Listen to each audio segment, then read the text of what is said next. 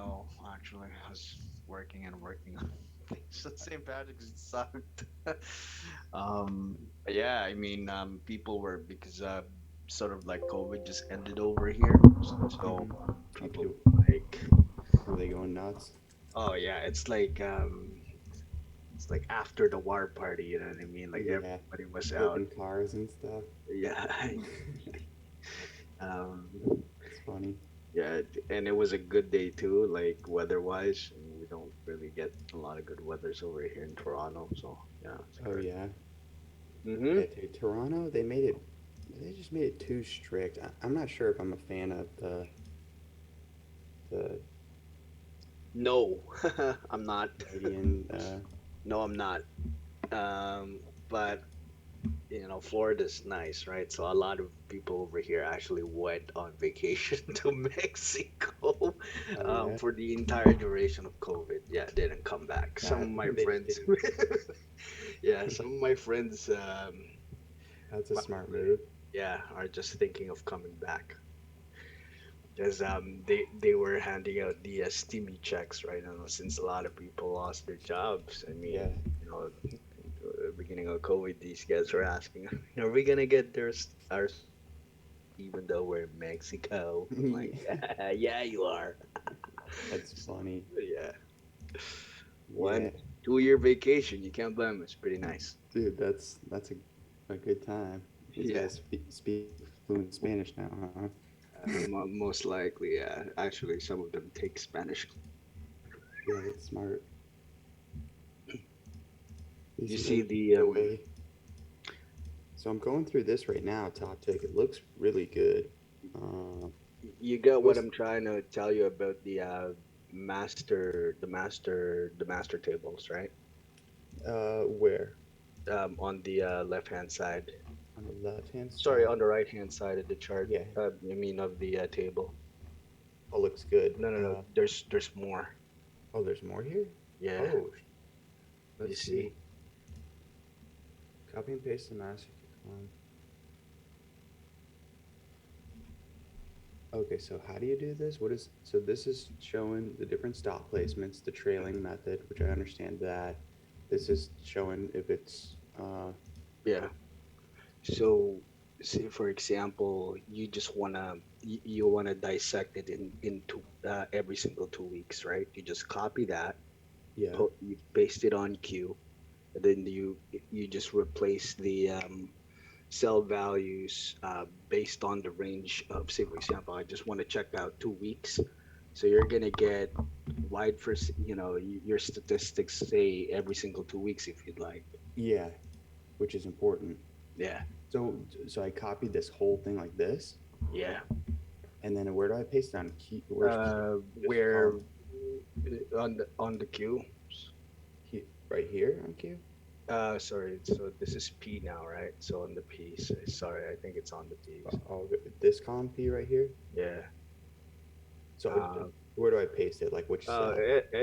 anywhere Just on like right here, let's say. yeah. So say you were working on data for 2 weeks, you just paste it, and then you just Hmm. change the values on the percentages, right?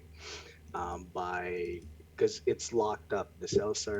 The ranges are locked up, so you just need to change the letters and numbers. So say maybe I'm only tracking A9 to A13. So when you click Oh, on 75 here, right, 75%, yeah. you So can, do I just change the date or do I have to change something else? yeah, you just have to change the, what do you call this, the cell values, where it says the percentages, you just have to change the range. Oh, okay. So I double click on here and then Yeah, you adjust just, this range here. yeah, yeah, you just Okay. adjust it. That's it. And Okay. That's pretty cool. yeah, Yeah, nice.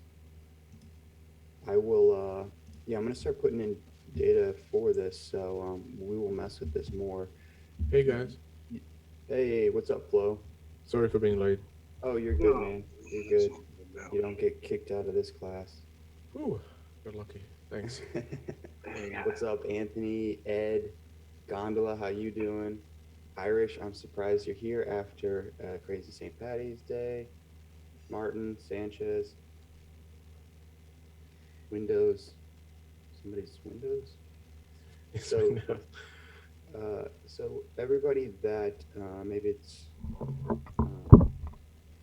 you're just kind of listening in, that's totally fine. But if you guys want, you guys can flip on the mic and talk, and just don't feel free to interrupt. It's kind of open format how we do these things, and yeah, I mean, if you got questions, just you can type the questions into the general chat of the mentoring group or in here, however you want to do it. You can send charts over. Um, every Wednesday, every Saturday, we we keep it pretty random, and we're always just going over all sorts of stuff. That's the same chart that the same tracking that you showed us last week, right?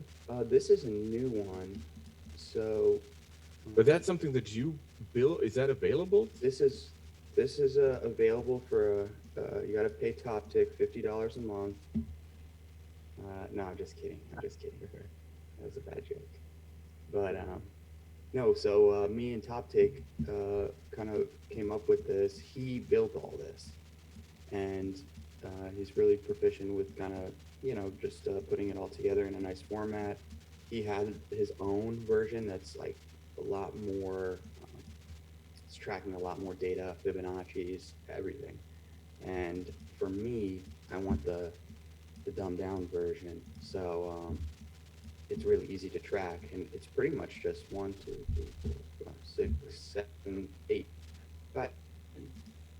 And like for instance, let me pull something up here, and we can kind of go through it. Uh, so, So you have basically for every strategy on big caps, you have your sheet. I wouldn't say like every strategy perfectly. I like to trade the open, so I track the under overs. I haven't been tracking them lately because I haven't been trading the open. It's just not good right now to trade the open. But lately, their J line rejection, J line curls have just been Andy, insane. aren't you They've at work? been so good, and I wasn't tracking them Oh, you don't have work right as now? well before. So I had Top Tick put this together, Oh, and now okay. I'm starting to go back and just go through all my screenshots over the past month or two, and then I'll start inputting these. So pretty simple. Like here at 10 o'clock on Oxy, there's a 1 minute chart. We get this like J line curl happening here, right? You guys see that? These green lines are the J lines, go long, partials, ads, and then pretty much out, and then recycle right here on the way back, J line curl. So what I do is right here, I put an Oxy. The entry time was at 10:03, something like that. It doesn't need to be exact. Here is I'm tracking the time of when these really good J-line are happening. I'm tracking the time when they're happening because that's pretty important, I would say. Lately, we've been getting a lot of these at Top Tick will tell you that same thing. And and then I'm like just answering some basic questions. Did it hold the J lines? Yes or no? Question. You know, sometimes like in this case, on Oxy, the answer is no. It didn't hold the J line. Sometimes it curls up and touches the J lines perfectly, and then it goes. And then other times it like goes through it. It has to chop a little bit. Um, so this is kind of telling me once I have more data in there, it will tell me what percentage of those J line curls or when it returns back to the J line, how often is it just touching the J lines and going, or is it chopping through them and maybe taking multiple times to set up. And then this is the second question: did it take multiple tests of the J lines? And since this thing went down, it came up, and then it came back down again, and then it went. I would say that this is maybe multiple tests of the J lines. It could be classified as just one test, but you guys know what I'm talking about, where it dips down, it pops up, it has to pull back maybe 3 times. It has to test the J lines before it goes. And then if you re-enter or reload or recycle, would that be a new oxy and then you put in the new time and Mm, I mean, you could do it like that, and with a new time, yeah. I'm not putting it in on the ads like that because really what this is for me is tracking is the best J line curl. When is the best J line curl happening? How is it happening? And what are the similarities between the other J line curls? in best you mean the first or what how do you define the Like if best? I look at the chart and I'm like, I just point at it and I'm like, that was the best J line curl Okay. of the day. There might have been one at 9:30 or 9:50, let's say, and it just popped up and it was not that great. And then at 10 o'clock, it would have been the one that ran. You know what I Okay. mean? So I'm like just looking at the chart and saying, where is that best J line curl, that like, 4 to 10 hour winner? You know what I mean? Yeah. Then I put in a multi-tested J line. In this case on Oxy, I put yes because it kind of chopped there for a second. Was it correlated to the market? I put yes because we were seeing a strong rip up on Thursday. So this J line curl worked with it. So this was a case of you're like glancing at the ES while trading, or the SPY while trading this setup, and you're using the market to go in the same direction as where you're trying to go. You're not trying to short this thing when the market's going up because it's just reducing your probability. And then, was it above pre-market high? Yes or no? And this blue dotted line here is pre-market high. It did dip below it like a few cents, right? But I call this just yes. Because what I want to know is how are the J-line curls performing when they're above pre-market high versus uh, when it's below and still like inside the pre-market range. And that's what's gonna help me track that. And and then I can just mark about the stop loss placement here. Um, you could have had a really tight stop loss here. You could have had a stop loss, right here at the bottom of the candle, or let's say you were trading it here, you could have had it down here as well, or kind of here too. But often we don't know if it's going to chop and come back down and retest this low. So sometimes if you put your stop loss a little bit wider, you're just your probability of the trade working is going to go up, right? Unless you're like completely wrong in the direction. But let's say if I have a 50-50 uh, hit rate on my trades, let's say 50% of the time I'm winning, 50% of the time I'm losing.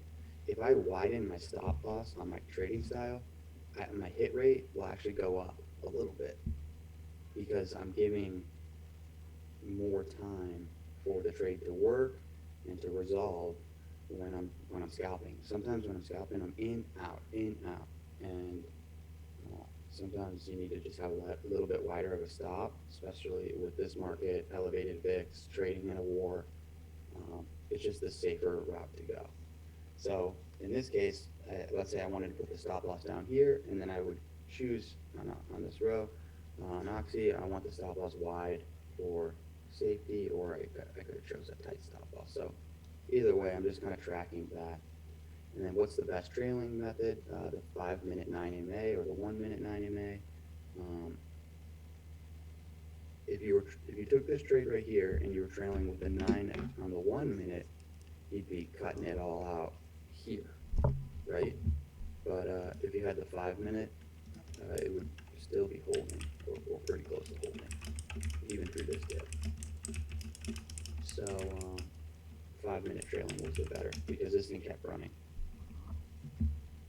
And this is the technical aspects. Topic. I don't think we need to have this being tracked, but I don't know. Maybe we can because this is like a combination. It's not going to be this combination always. Yeah. I don't Okay. know how sorry. Top to go ahead, sorry. Okay.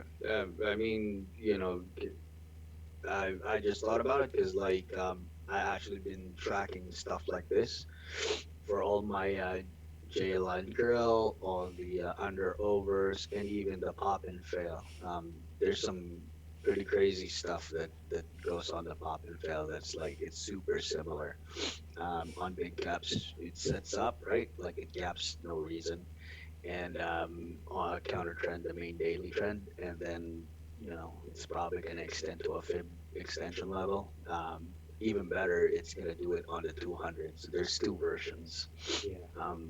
You're going to get a divergence, so you have two chances to short, or it's just going to go up probably 7 minutes and then hit the fib extension, and then you're going to see some sort of soaking and held offers on the book map, and then sell off.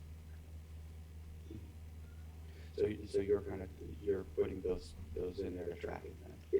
Yeah, because just like if it's like it's showing you the cards, right? So if you see it, then you know it's good.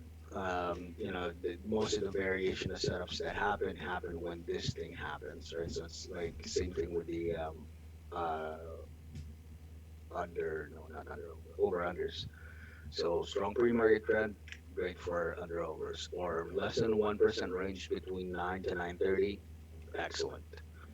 This is just like straight drops. So the other variation is where you get gap up top information, and then what's going to happen is that you're going to get a within the first 2 minutes, it's going to make a quick pop near to that level. There's going to be like a sort of a trap, and then it's just going to immediately dump.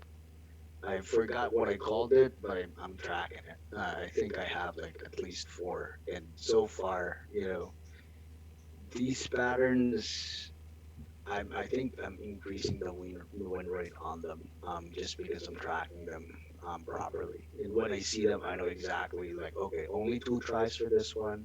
If it starts going up, I'm just gonna have to say, this is it. It's not working, or maybe it worked only for a little bit, right? Hmm.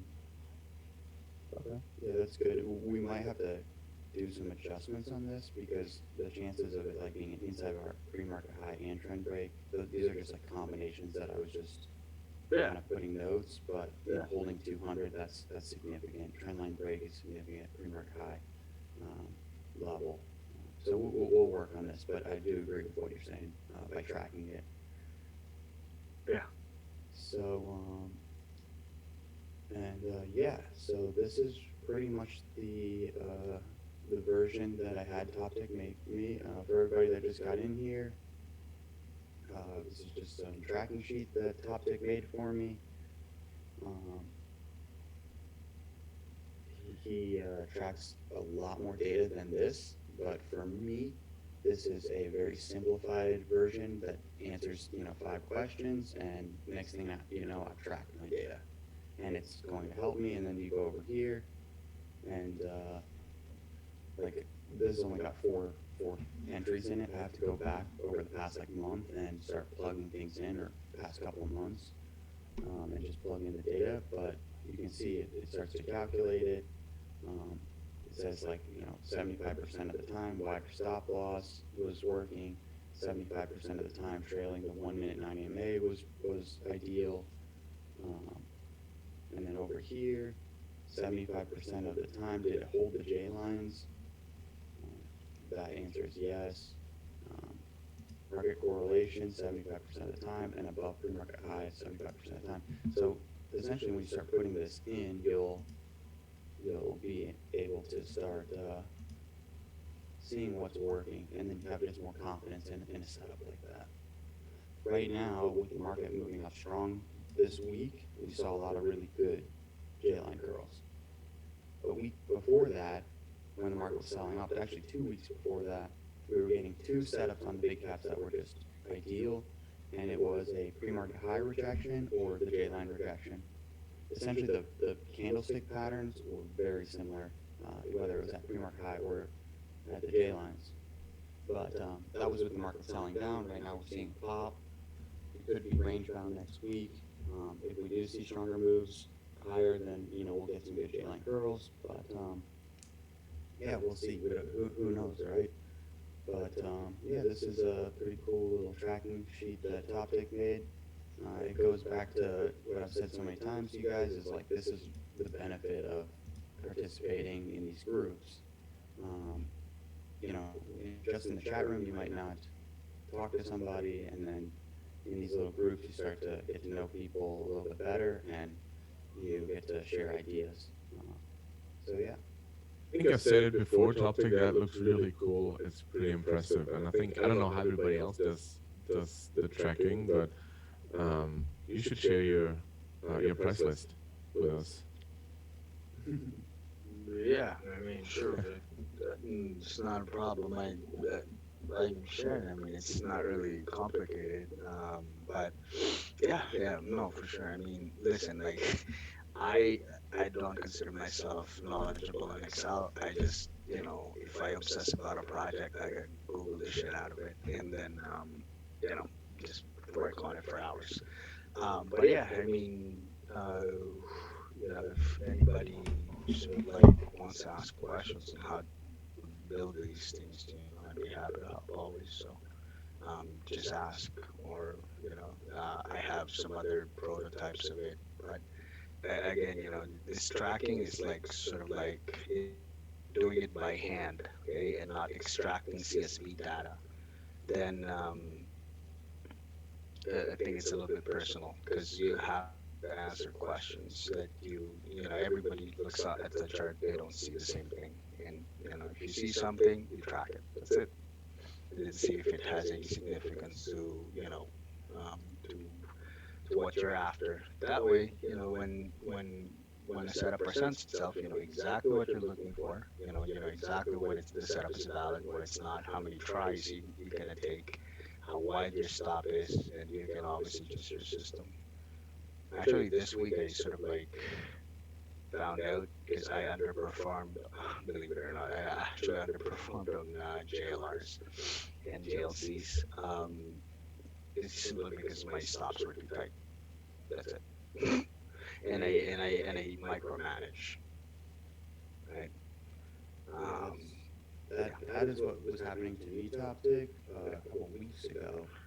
I was just trading with my stop a little too tight. The VIX was elevated. There was a little crazy going on, and all I had to do was just widen my stop. I Yeah. still was able to get to my 2R, 3R targets, and then actually I was able to recycle quite a bit. Yeah. So I'm sort of like forming a thesis of when I should be doing like wide stops, but I haven't tracked it yet. But that like Baba I traded, I stopped out. Believe it or not, I traded long Baba yesterday and had like a scratch or a small loss day on it. And I caught the bottom too. I mean, I caught the J line curl as well, right on the candle where it touched the J line first. Did it chop or something before it went, or what happened? It tagged it 3 times, and I um, I got out break even first. And I think I took tiny loss on the second one. And you look at it hindsight, and I should just hold this. And the next thing you know, I'm looking at all of them, all JLCs this week. Oh, I should just hold them. You could have took the JLC from Tuesday and just still been holding. Yeah, exactly. So I'm just like, okay, so is this because it's the early stage of of a correction? Well, not a correction, but like a counter trend move on an overall daily downtrend. And the days that we had is just like big green, big green, big green. On the daily, if you notice these stocks, like they've been opening very close to the 5 and the 9, so it means momentum wise they got like a little bit of room to go if they go, right. So they're not overextended from the momentum moving averages. So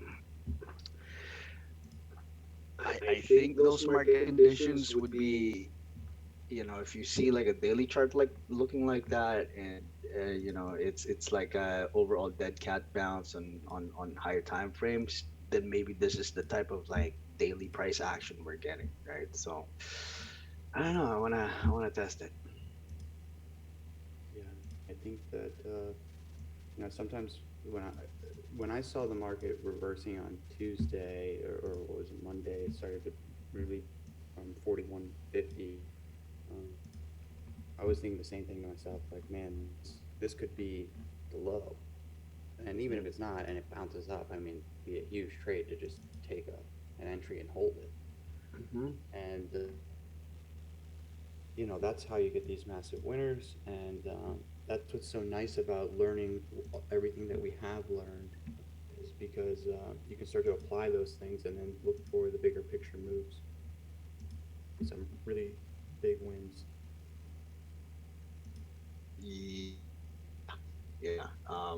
I think you said this before. Some traders know when to like size super big, and they don't even care if they take like multiple losses, just because like they know we're in a like a pivot point on a on a bigger cycle, and so they would size in on like trades just because they have this long term idea. Maybe they want to trade into intraday and then like hold it for a swing. So yeah, Yeah, yeah, yeah, definitely. I think a good handful of guys do that. Bus, who's been in the room, he does that. He enters with some swing trade yeah. setups, and then let's say the setup works for a day or two, then he let's say he's up after 2 days, Uh-huh. and then making an intraday setup, a J line curl on the 5 minute chart, let's say. Uh-huh. He'll then take a trade Yeah. using a lot of his unrealized profits, and then be risking massive size, and then when that J line curl works, plus the swing trade, he makes 40 plus thousand in a day. Oh, that's crazy. He just basically recycles the money, eh? That's great. Yeah, and it's like a really cool way to do it, because maybe normally you wouldn't take so much size on a J line curl, but because you have some unrealized, um, Yeah, you're you like, fuck it. basically house money play. Exactly. Um, Also another thing I noticed, guys, like when we've been tagging the J lines on some stocks this week, and the first tag, maybe even the second, depends what happens, right? But because we're in the downtrend, it's a great candidate for pop and fail, open, open pop and fail. Because like downtrend, obviously coming up to big persistence level. So if the next day opens and it's maybe the first or even second day that it's tagging the J lines, it's gonna make a decision as to whether or not it's gonna reject or what, right? So Say that part again, though. What makes it a good candidate for the pop and fail? if on the daily chart we're coming up, right, and we're hitting the J line, where it's the first time we're hitting the J line, say Oh, for on the example. yeah. Yeah, open of next day. If you see a top information pre-market, you know, even ES, that when it's close to the J line like that, hmm Yeah, you can see last time it did the same thing, and here yeah, we are back again. yeah. So And the only trades that Jay likes to look for swing trades is if it goes through and then it pulls back and goes sets up back. on the J lines Yeah, perfect. yeah, yeah. So I guess I don't know. Maybe we should ask Bus, but like if you see that A when it just like went down, it tagged it twice the J lines, right? Even on so this probably Friday the last candle, but even Thursday when it was close. You see, if you look at maybe if you look at pre-market action on Thursday, maybe it has a top information. Not sure, but you know, probably not. Yeah, no, It looks like it kind of happened here where yeah, it popped okay. up and faded So it end of happened the day. she happened in the afternoon, but Yeah. I've seen it at least Yeah, twice. there's a good chance. You see how we spent like a week, 1, 2, 3, 4, 5 days here in this range, Hmm. like this, in between this and this. I mean, it was chopping up and down a little bit, Hmm. but mainly we spent a lot of time here, and then we got back here. We spent a couple days here. It sold off and then pulled right back into it, and then we Hmm. spent a long time here, and then we got back below. It didn't breached this low here, and then now we curled back up and we went right up to the J line. So I think that we could definitely either go and test 4,500 or up towards these highs, 45.75 kind of this area, or we could just roll back over and then spend some time here in this little pocket of time. But I think that next week we will see a good positive week for the market because we lost I think it was what 4 weeks in a row we had red weeks on the market, or maybe 5 weeks in a row. Yeah. And this is like the first positive week we had in that time. So I just have a feeling that they're gonna like try to make it another positive week for the market, so that way they can like be all happy on the news, attract some investors, and then they can roll it over, in another week or two. Hmm. So they have to make it look like it's getting better. So and 1 week of good trading or good market, it's not enough. It needs to do another week at least. I mean, we have pretty short attention spans, so 2 weeks of positive news in the market, and then everyone's gonna be like, yeah, it must be good, must be safe. Yeah, I mean, it's it's an oil tanker, right? So it's not.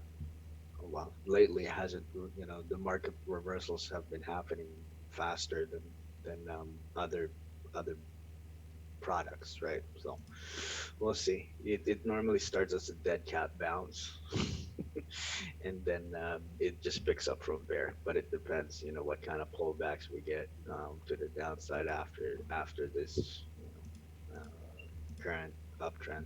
Well, not uptrend, but bounce. You see, last time it did it again, right? 1, 2, 3, 4, 5 days, one small day, and then down. I don't know if you go back to the chart. The first J line tag on ES, yeah, 1, 2, 3, 4, 5 days, or now, and then reverse, right? Oh, it's Yeah, I mean, we're still like, yeah, I guess we're kind of breaking this trend here. So this was a strong day, but Mhm. we'll see what happens. Yeah. This was on low volume. You see how low this volume was that it bought up compared to all this relative volume? Yeah. Um, I'm not really impressed by this volume here.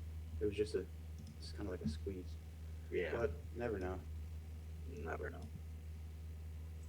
So, guys, anyone else want to send some charts over? Anything we want to discuss? For those of you that kind of joined, these are open format meetings, so feel free to just chime in. You can interrupt at any time. We're all just kind of chatting. And if you don't have a mic, I recommend you get one because it's always fun to ask questions and hear opinions, start a discussion, because we get on some crazy tangents. Hey guys, this is Jason. I'm listening to you. I really appreciate these meetings. Whenever I can make them, I always do. I have a question because I trade large caps. Like I'll trade Apple and Facebook and Baba, all the usual suspects, and I find myself getting chopped out, like stopped out because my stops are too tight. So I'm wondering, what is a wide stop? Like, because I try to use 10 cents, 20 cents, and just I'm trying the same thing like 3 times, and I'll get frustrated and just give up, and then it'll do exactly what I'm expecting it to do, 10 seconds later. So, what do you use first? Yeah, that's the worst when your thesis is correct, but you didn't manage it correctly. Yeah, Which that is part of trading because over time you will start to manage it correctly. Just now that you're picking the right things, you realize, and then it's not perfect yet. But does someone want to answer that question?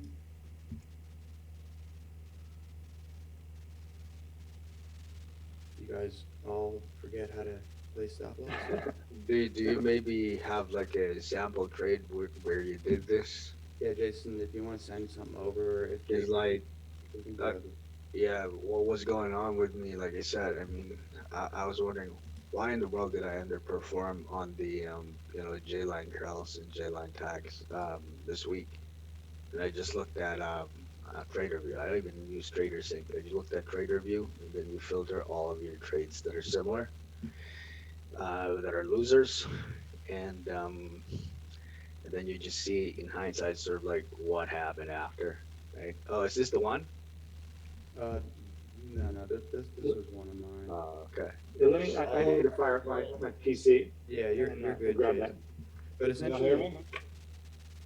I think Oh, that's a good idea to have the chart because I get the same thing when traders will ask me questions in the DM, and I will always tell them, can you just please send me the chart that you're working with because I think it's better to actually work with the chart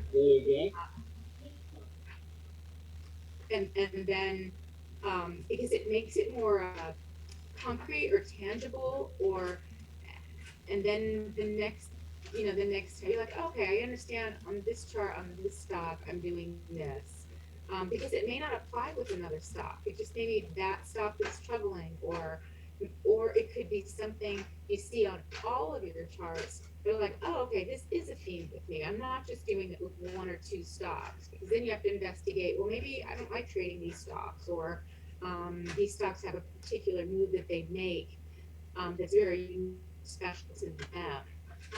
But yeah, I think it's a good idea to definitely fire up your computer and give us a chart so we can get into it. I have a mental edge suggestion on that. Can y'all hear me? we can hear you. What So, so trading is easy but not simple, right? Stocks go up, stocks go down. And I do this on the short side a lot of times where I think the stock is turning and it's not quite ready, right? And I would get chopped up. So what I implemented was a system of just putting on any size, right? Let's just say for round numbers that I'm planning on trading 100 shares. And I see a stock that's going to a level that I think is significant. I'll just put on, if I'm trading 100 shares, I'll just put on 5 shares, right? And then the stock will still go up a little more. And I'll see that it struggles at that level, but a little higher. I'll put on another 5 shares. And then that gives you a commitment to sustain your emotions, to stay in the trade and stay on the tape, so to speak. And then for some reason, the tape finally tells me, okay, this is the reversal point, right? And that is when I slam to the full size. So if you're getting consistently stopped out early, but you're trying to stay engaged in the trade, but not have fear, right? Because I've talked about this before. Fear in trading is bad, but uncomfortable feeling in trading is good, right? Because the only way you can break barriers to your next level is to be in an uncomfortable situation and learn how to overcome that uncomfortable feeling. So try maybe, I don't know, let's just say you trade 20 shares of Bob. I don't know. Try putting on when you think it's going to turn or when it hits your level or your entry where you typically just you take these cuts, just put on 1 share. And then if it does it again, put on 1 share. And then once you see it kind of confirm, then add maybe, 20 shares or whatever your full size is, or even half size. And do that for a few weeks while you're tracking, like Top Tick said, while you're tracking how often you're getting stopped out and then your thesis goes. Because if you track your thesis, right, this is a lesson that not only Jay, but other of my mentors said in the beginning when I first started trading. Don't trade, just write up 3 or 4 theses per day. And then at the end of the day, just go back and see how many of those were actually successful and rate their success on a percentage scale.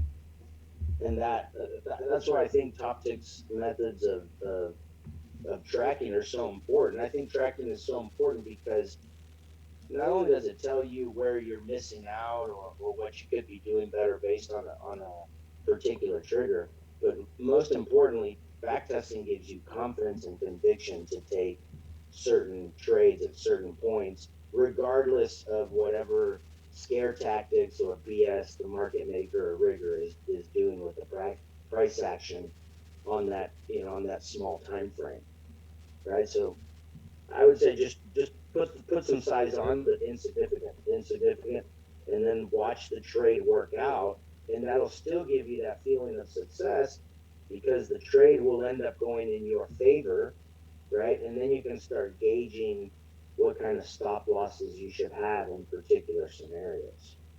But at least you're still in the trade and you're still, you don't, at the end of the day, you don't have that feeling of, oh shit, I missed the trade.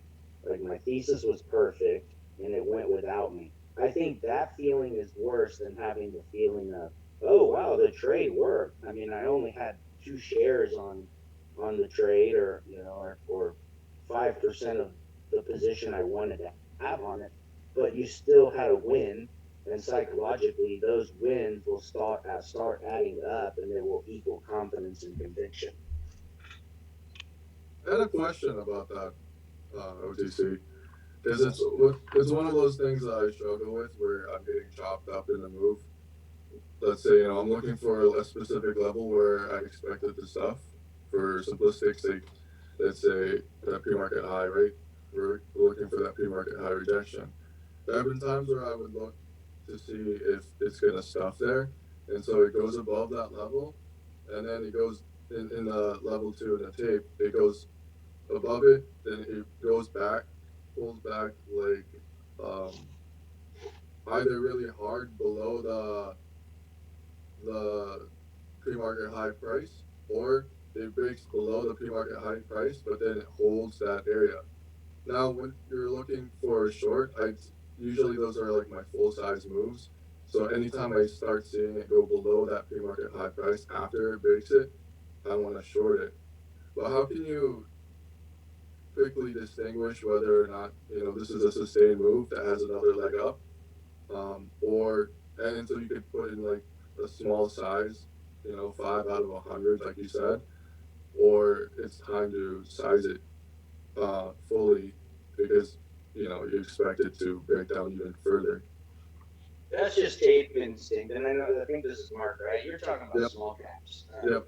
It's a completely, I mean, not completely, but it's a different world because the scare tactics that market makers, riggers use to manipulate. So I think that's just tape. You just gotta build your instinct on reading tape or book map or whatever it is you use to confirm your order flow. Yeah. And if you notice, like at the end of the day, like pick yesterday, right? $7 was an excellent level. So just practice. Like sometimes I'll practice trades like that where, like on pick yesterday, I think I made, I made $30 on it. But if you see my chart, I have seven entries above $7. And then I have 1 exit below $6. But all I was working on was just having the conviction to keep adding into the rigger pops, into the rigger tactics, right? And eventually, once you see how the tape, and all that did for me was it just kept me engaged in the tape all day long, right? It forced me because I had arrows on my screen. It forced me to stay and watch the tape. And so I wasn't trying to trade pick to make money. I was trading pick to get comfortable with the type of ticker, the type of behavior on the ticker that it did. So I think that question is a good question, but it's very different from what Jason is going through in terms of, well, maybe not very different, but it's different. It's a very different vehicle, right? He's talking about large caps where he has a thesis, and I think he said that Jason, you said that you have 10 cent, 20 cent stop loss, which in the large cap world, it's very difficult to have a high success rate with such a tight stop loss because the moves are much bigger and they're much slower in general. Yeah, it's I don't know. He's got me. Victor's got me. Starting slow because I've been at it for almost a year now. you know, started in another room with a momentum guy, and you know, just got killed. You know, so I'm kind of back to, you know, trading really small size, but just try to get my, you know, get the strategy down. And so I do trade, like I'll trade 25 shares or whatever. But it's a really interesting idea to just try to trade like one share or two shares just to be engaged in it and see what happens. I'm definitely gonna try that. I'm trying to. I just got Invested, right? When you put anything on, when you put a share on or two shares, regardless of the size, you're emotionally invested, right? Yeah, yeah, that's Because true. you see the arrow on your screen. Most of us are visual animals, and we don't engage in anything in life until we have a vested attitude towards it, right? And you know, like I said, trading is simple but not easy. Trading is all. I've told this to Eric, you know, 1,000 times over the last 3 to 4 years that I've known him. It's a psychological game, and it's 90-10. 90-10, right, Eric? I've been complaining to OTC about money in trading for years now, and he's always like, dude, trading is not about money, it's about trading good. You know, so exactly what he's saying with these stop losses and engagement orders. And to be honest, I've been doing that exact thing right now. Because why? The VIX is elevated, we're trading in a war, let's say. So often people think, let's say here on Oxy, this thing pulls back to the J lines, and now it's making a one high. And so we want to enter right here, right? Because we're like, oh, this might be where it pops up, making a 1 minute high, and we'll put our stop loss, just to delete a couple things. We'll put our stop loss right here. And then what happens? We get shaken out as it punches lower, and then it curls up and goes. So what I've been doing is, let's say I enter here. Instead of having my stop loss here, I will choose a different relative level. For instance, here, which was actually, I think, the low of the day, or I'll go to like 55.50. So I got the 200 nearby, and I won't have my stop loss here. I'll have a really wide stop loss down here. And why is that? It's because it's kind of engaging me in the trade. I'm not risking a whole lot. If it starts working, that's great. I'm going to have a winning trade. If it continues to work, all I have to do is recycle or add to the position on a pullback. You know, everyone is fearful that if they don't enter in with max size, they're going to miss a good move. So then they want to enter in big size, and then maybe it does make the move, but it shakes you out before. And honestly, if you do a large size, you're probably going to mismanage it anyways by over partialing or, you know, who knows what, not trailing correctly. So what I've been doing lately is I'll do a trade like this, small size, super wide stop, to give it room to shake, because it needs that. It needs time to resolve.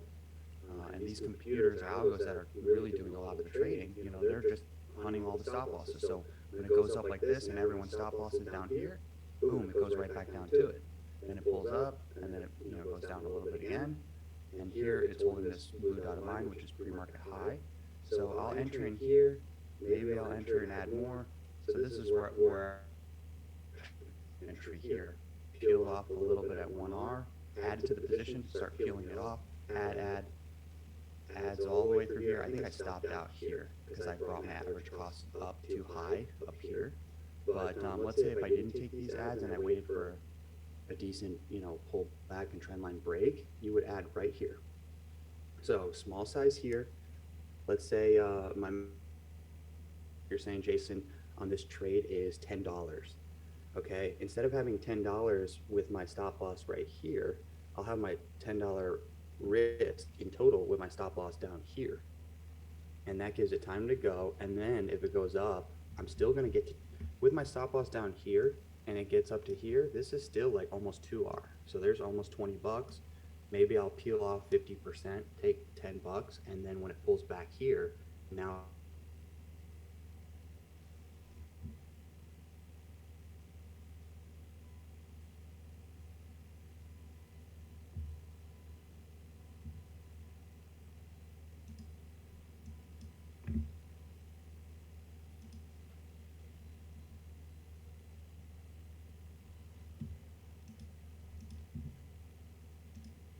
potentially, and this thing goes up even further. And now with a $10 wide stop risk, I can make 50, 75 bucks. And I've been doing that with my trading now. TopTick knows I'm risking more than that, but I'm able to, kind of like the short bear that OTC shared a video with us. I was watching a bunch of his stuff, and what he calls it is pyramiding positions. And that's where you're taking a kind of a starter size and engagement size, you're adding to that position and you're building it.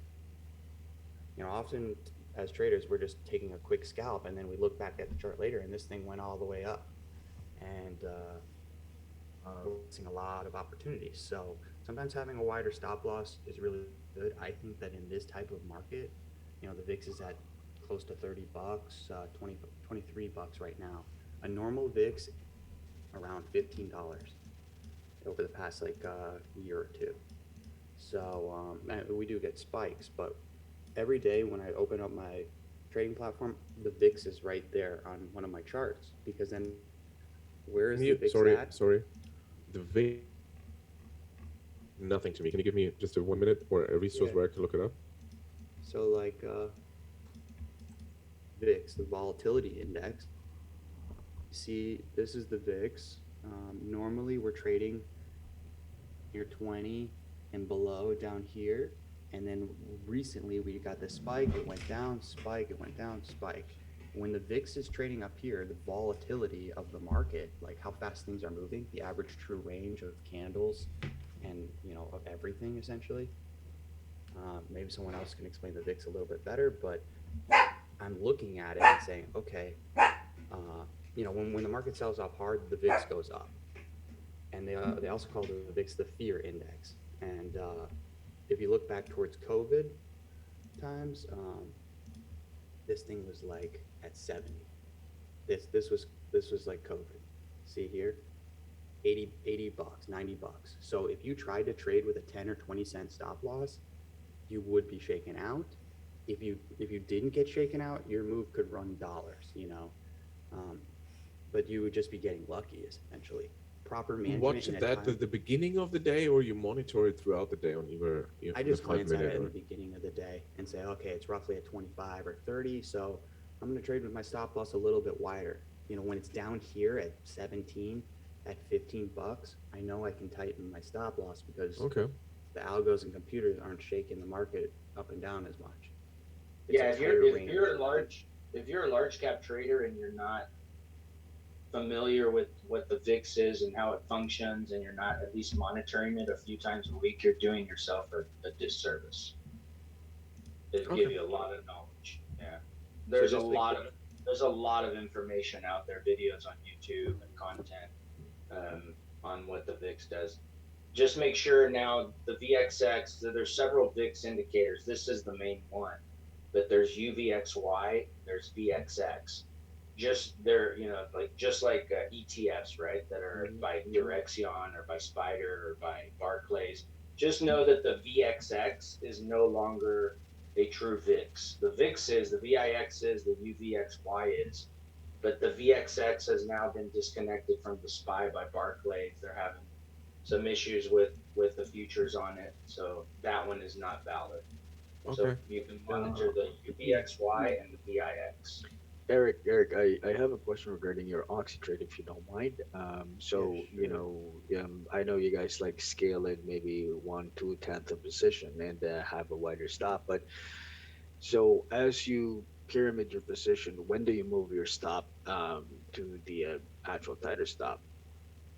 So when I have my original entry, Yeah. let's just keep it real simple. I take this trade and I risk $10. Okay. And then it starts working a little bit more like OTC says, and then I add a little bit more to it, maybe 50%. So now Okay. if it came back down here, I would probably lose like $15 or something. So, but I start to tighten my stop loss up. Yeah. Then once I take my first partial, Jay likes to say, take a partial at 1R, move to break even, and let it go. If it pulls back to your break even, who fucking cares? If it works, you big trade. So maybe if I partial here, I move to break even here. Then it Draw goes the up. draw a level on there that you would say if it came back down to that level, you should not be in the trade area on that chart. It's this blue dotted line here, which is pre-market high. Okay, but what if you're waiting for a stronger confirmation? Stronger confirmation when, like around here, you're saying? Like say all those are feelers, but you're deciding, okay, I'm gonna load the boat on a particular breakout of this chart. What level would that be? It would be around here. Why? Because right now I'm taking the J-line curl below VWAP. So Yeah, is that A yeah. plus? No, it's not. Right. So feeler size, but I know I'm seeing the market starting to run. So I put in a feeler size and I let it go and I take some small partials here. Then as it's pulling back here, and now we're holding VWAP and J lines, you could say this is like a J line curl. It didn't touch it exactly, but close enough. You know what I mean? And then Can we'll you do this pull here, up we'll like do a this. 5 minute and 10 minute on that? Yeah. Let's see. On that- I should on that probably particular have day. it somewhere here, but let's see. This is on the 17th.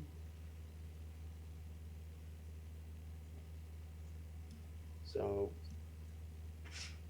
I mean, look at What was that level? Was that 56 or 55? Let's see. So 56 was pre-market high. okay? So let's mark like 56.60. I think it was. So just to go through this trade, Zoom in. and then this Just is so people can see what you're looking at, because what I'm seeing there, what you're talking about VWAP, but not only is it VWAP, that's where resistance turns to support Mhm. on a larger time frame, right? If you go back to your chart, the 1 minute, I'm on my phone, but Okay. So, yeah, look here- at that right there. Look at that is resistance, transitions. and then it turns support right at VWAP. You have triple confirmation. You have VWAP, you have resistance turn support, and you have the J lines as support right there. Yeah.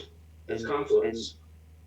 With VWAP lately, you guys, VWAP is like almost more important right now in this market with it being a little crazy than ever because it's a volume weighted average price. You know, if you're a computer, a hedge fund, anything, if you're buying above VWAP, it's, you know, you're paying a little premium. If you're buying below VWAP, you're getting a good price. And so that's where it goes back to how we talked about before. Value zones are really important, daily levels, and essentially value zones from these volume by price and VWAP. So you can see here, it runs up at the open, it pulls back here.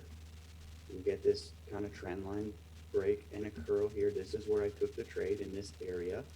I put a wider stop loss down here just to say, hey, this thing could easily just keep going down and barreling down and I could lose. So I don't want to have too tight of a stop loss. I want to give it a chance. And you see, here's the opening price. If it gets below this opening candle range, I don't want to be in it, right? It's just not doing what it's supposed to do. I don't want to be in it. So set a stop loss here. Maybe I'll add and I'll bring my stop loss up a little bit. The moment I partial, I'll bring it up to break even. And then once we're getting over VWAP back into towards these areas, towards this higher price level, and then it once again rolls over and makes its first pullback, and here it is on the 5 minute. And this is what I love to use the 5 minute for. Is you've got this doji candle that was indecision at the bottom, and then now we're starting to make 5 minute highs, and it's working. Now what I want to see is a pullback happening before I can start adding, and also using the 5 minute. What happens? Inside bar on the 5. So two things can happen when we get this inside bar. It could either break up, like you'd be looking at it like this, it's going up, and then now you get the inside candle. Two things can happen on this inside candle. It can keep ripping up, and that could be a potential quick add for a scalp, and you can bring your average cost up, or it'll break down. And so what happens? It breaks down. But the thing that this candle signals to me on the 5 minute is that it's a trap for the sellers. If they let it sell down like this, a bunch of short sellers get in, it's making a new 5 minute low. And then what do right at the end? They start buying it up here. And then this ends now as not a 5 minute low. So this was a trap for the short sellers. It wanted to load in the short sellers, get them to go short, and then it wants to buy it up to trigger their stop loss, so that way we can move higher in the market easier. We don't want people creating resistance along the way. They want to make it as possible. And that's why when it's chopping down here in this area, and you guys are trading a tight stop loss and now you make a move, you really can't be upset, because one, it is obviously your own management, but two, they're doing their job and they're doing it to the best of their ability. So, you got to look at the market maker as your friend. He is trying to shake it up so that way the move can go easier. And if you play by their rules, give it a wide stop, try to look for their traps, you can use it to your advantage. You want to let the market be very manipulated so that way you can see the tricks that they're doing and then you can trade off of them. You know what I mean? So what happens here, it pulls back, it sets a trap, and then when this is making a new 5-minute high, I want to be loading into here, and then now my target is high of day. And what happens? Boom. You trail off the 5-minute, and there you go. You probably would have had to trim the position there. The 5-minute 9 probably took off a good amount of size here. Let's see, and it still does curl back up. Okay, so that's how I would manage it, and I would recommend going into replay and practicing it. And that's the best you can do. And when you're adding to the position here, depending on how much you add, your average cost up. And a safe way to do that is to bring your average cost up to here. So if you're down here, let's say I've got 100 shares, I bring my average cost up to here, then, maybe I only added like 60 or 70 shares. So now I got 160 shares. If I have 100 shares here and then I add 200-300 shares, my average cost is going to be all the way right up here. And then if it shakes anymore, I'm going to get bumped out. So that's just practice of leaving how much unrealized gain you have to how much you can add. And for me personally, I don't like to always get in with huge risk right away because I want to see if things are working. I might not be thinking clearly on setup or whatever's happening, so I like to do exactly what OTC is saying.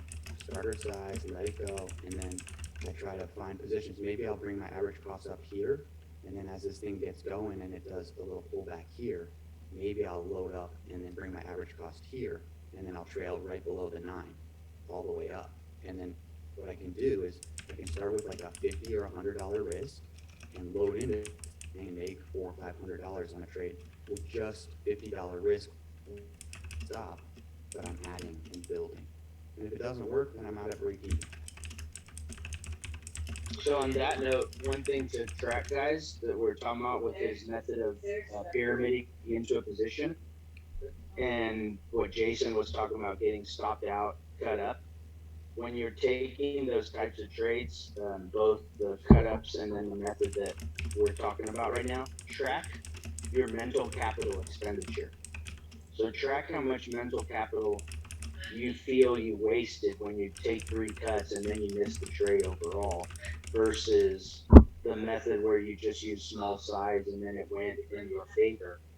Try to find a measure 1, 2, 3, 4, 5, A, B, C, D, E, whatever it is, and come up with some trigger words to track how you felt emotionally after each of those experiences. Did you feel emotionally drained? Did you feel partially drained? Did you feel euphoric? Did you feel nothing? And pay attention to those things, because these methods where Eric is talking about, where the rigger uses tactics to flush out the longs or to clear out the shorts, those scare tactics typically when we get washed out or when we get cleared out, we're liquidity, we're victims to the scare tactic, right? And then immediately after that, when the trade ends up working out and you are the bottom tick or you are the top tick, you feel an anger, you feel a frustration, or you feel something saying, I fell victim to that scare tactic, and then the trade went without me. So that's another good thing to track. I'll show you guys my trade on Friday. It happened exactly how he explained it. But one last thing I want to say about this, you guys. You guys are all thinking like, oh my gosh, I'm only risking $10 on a wide stop. This is never going to be enough. You know, that's what your mind is telling you. But it's wrong. You know, what happens if I was risking $1,000 on this trade? Do I want to risk $1,000 with a tight stop over here on the 1 minute and get shaken out and in 30 seconds, boom, lost $1,000? Or do I want to risk $1,000 on the trade with a wider stop and give it the chance to work? And I'm still going to make 2-3 grand on the trade. So, you know, don't think so negatively about a wider stop and, oh, it means I'm not that good of a trader. Jay can get in with a penny stop. He's been trading for 20 years, you know? So, you just remember, whatever your mind's usually telling you is probably not perfectly right when it comes to some of that stuff. You guys are thinking, oh, $10 stop, I'm never going to get anywhere with that. Well, learn how to build and pyramid the positions like I'm saying, and you will. Or think of it in the sense of, if I was risking $500 or $1,000 on this trade, it's still going to make me 2 grand. If I made 2 grand on this trade, am I going to look back and be like, well, my stop was really wide, so whatever, it wasn't a good trade? No, I'm not going to say that. I'm going to be like, hell yeah, I made 2 grand on this trade. Right? Yep. That's a good point. That's a good point. I sent a screenshot, I don't know if you got it, Okay, yeah. it's in the yeah. chat. But And it's, then I wanted you guys to laugh at this really quick. This was AMD, what OTC was saying. So I went long here, I went long here, and then I held it for VWAP, I added to it. It didn't break, and then it dropped down, and I stopped out. It literally, like, I was like zoomed in on Bookmap. I was literally the bottom tick, like right here. It didn't take 1 penny lower where it filled me. And that happens, you know? It happens. And And all I track can do is that like emotion. laugh at it. The algos are smart. Yeah, and all I can do is laugh at it because they're doing their job. I didn't do my procedure correctly. I should have trimmed this position up. And then I would have been able to hold it even wider. And they stopped me out. And then what does it do? Inside bar right here on the 1 minute plus pre-market high plus the J lines right here. Inside bar, go long. And then what do? Right here, made 4R, and I actually left some here. This was right here, from here to here, made all that and way more of this like loss. So, you And know, that's great that you jumped right back in. Like, you don't have the fear anymore. You're like, or I don't know if you ever did, but I mean, like, obviously that shows me. I'm like, oh yeah, he's like, oh yeah, okay, lost, boom, let's get back in the trade. well, this exactly, and this setup right here where I'm buying off the 9, it bounced off VWAP, I added. This actually wasn't that great of a setup. This is not a setup that I should be even holding. This setup right here at the J lines, that's where I want to be holding, giving it more forgiveness. Up here in this range, because I'm hoping it's going to curl up and keep going on the 9, you know, maybe that's not an A+ setup, and it's not a setup to decide to hold and over add when it's working against you. Like this was working against me, and then I added to it at the same average cost. If I would have bought here at VWAP, it would have been a little bit better, but they stuffed it down and then they bought it right back up. So this is market makers doing their tactics. I got it back in here because I saw this setup happening. This little candle formation was what I needed to see. So I was a little bit impatient here, got stopped out literally to the penny, and then I just got right back in, and then this trade here was a huge winner. Where's your stop when you re-entered? Well, this was a tight stop. This was a tight stop. So Okay. here. Yeah, because it's inside candle, right? Yeah, but that's a setup that I like to trade is these inside candles. I have this, you know, that's what Jay likes to trade too. Yeah. But I've built this whole system of rules based on inside bars. If you can catch the inside bar break in a certain direction, if you have your stop loss at the bottom of the inside bar in this case, I mean, you're at like 2R right here. Yeah. What did you see on the tape to make you enter on the bottom of the open of the next candle. Because like typically inside bar you want to wait for breakout, right? But I see that you enter sort of like I'm maybe just even anticipating it. anticipating. Okay. Yeah, this closes the inside bar, so that means if I feel it's a long, because why, we're above the J line, so above pre-market high, I'm anticipating it, because if it works against me and I lose that as my stop loss, who cares? Oh, there goes $100, who cares? But if it works, then this is a massive trade. And sorry, I want to ask about your management if you don't mind. Like, at what point did you move your stop to break even? On this one? Yeah. This one I actually exited it all here, which is not good proper management. I should have trailed, but I had to go. But did you, at any point in time, on the during the trade, put stop to break even? Yeah, when it got up towards like 1.5 bar. So when it was probably right around here, I moved to break even, and that way if it rolls back over, whatever. But I was holding this one, and it did the trend break, so I knew to hold it even more.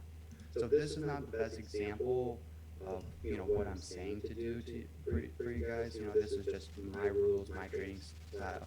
You guys know I'm a scalper as well, but lately I've been trading with a wide stop. So maybe if this was a choppy bottom here on the J lines, you would want to put your stop here at the 200, and then you could give it some more room to wiggle and then go. So Even if you did that with your entry, it would still be like at least 5 hour had you even if you just used the nine. Yeah. yeah, if I was risking $100 from here to here, even down here, like look at this is the bottom of the open here, low a day I'm risking, and I risk $100 here. To What's our this still gonna get me to $200-300 Yeah. one day? So that's still a good trade, So don't be afraid to say, oh, if I risk $10 and it's this really wide stop, I'm never gonna make enough. Well, you can start here buying the dip, which Jay says to do, buy the dip, and then here's the trend line break. Maybe you want to add right here, and then now your average cost gets brought up from. Oops, what did I just do? Anyways, you guys know what I mean. Let's say you buy right here, and then your average cost is going to be this halfway point in between there. So now if it rolls back over, you just get out of break even. Okay. So those are just some different ways for you. And you gotta start somewhere. I think that's what Eric's really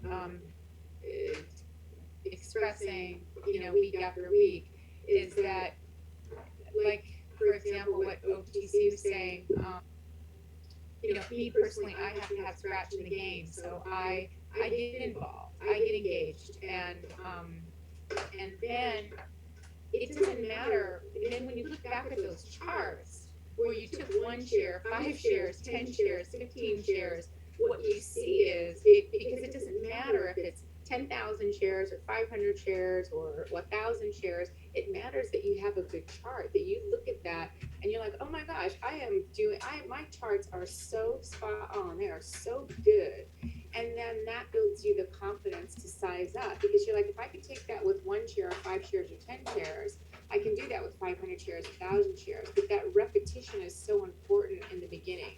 And that's what I did. I did these engagement orders with Apple in the very beginning. I took 5 shares, 10 shares, and I remember looking back on Alexandra, Jay's wife, how she was trading big caps in the beginning.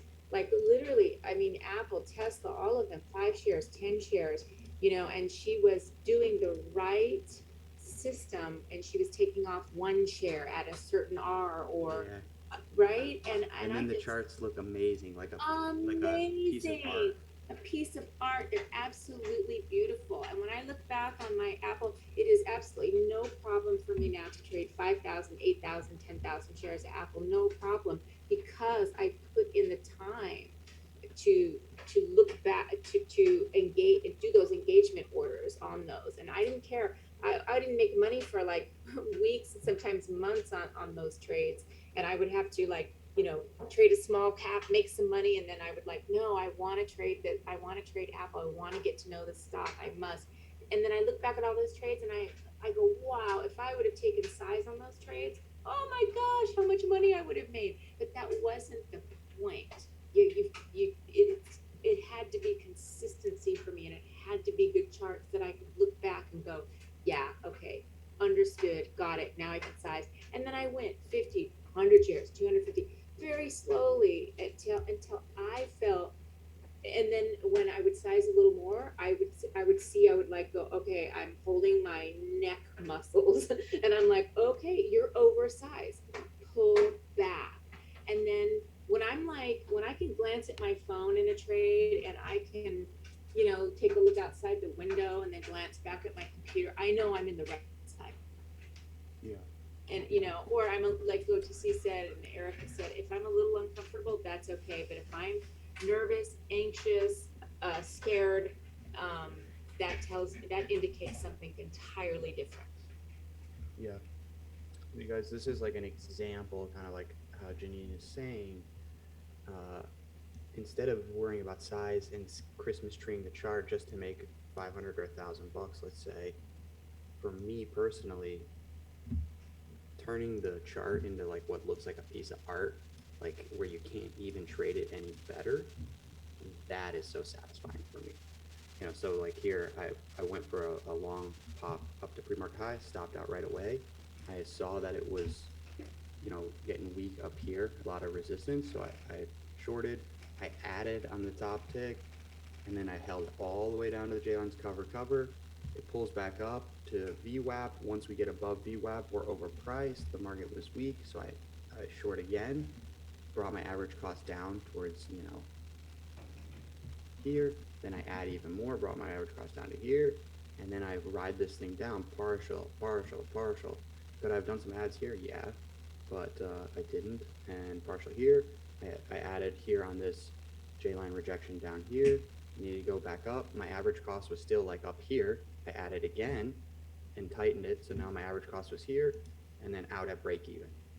For me personally, you couldn't have traded this chart any better. I mean, yeah, you could trade a little bit better, but for me, this was like a home run because of the way I traded it. I got all of the move just about, and money doesn't matter if you can trade like that. Obviously the more money will come. This is if I could trade like this and make $10,000+ a day, that'd be great. But that just takes more time and experience.